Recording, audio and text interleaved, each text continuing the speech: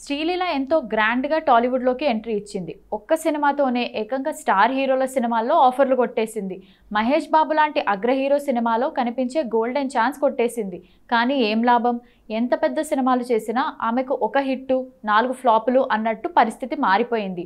ఒకే ఏడాది 8 సినిమాల్లో కనిపించినా లాభం లేకుండా పోయింది. దాంతో ఆమె పని అయిపోయిందనుకున్నారు. కానీ 'పుష్ప 2లో ఐటెమ్ సాంగ్ చేసి మళ్ళీ ఛాన్సులు దక్కించుకుంటోంది. కానీ ఆమె చేతిలో ఇప్పుడు రెండే పెద్ద సినిమాలు ఉన్నాయి. మాస్ మహారాజా రవితేజ హీరోగా వస్తున్న మాస్ జాతర ఒకటి, రెండోది పవన్ కళ్యాణ్ హీరోగా వస్తున్న ఉస్తాద్ భగత్ సింగ్. ఆమె ఆశలన్నీ ఉస్తాద్ మీదనే ఉన్నాయి. మాస్ జాతర హిట్ అయినా ఫ్లాప్ అయినా ఆమె కెరీర్కు పెద్దగా ఒరిగేదేమీ లేదు. హరీష్ శంకర్ డైరెక్ట్ చేస్తున్న ఉస్తాద్ సినిమాలో బ్యూటిఫుల్ రోల్ చేస్తోంది. ఈ సినిమాతో ఒక్క హిట్ పడితే చాలు ఆమె కెరీర్ తిరిగిపోతుందని ఆశలు పెంచుకుంటోంది. పవన్ కళ్యాణ్ సినిమాకు హిట్ టాక్ వస్తే క్రేజ్ మామూలుగా ఉండదు.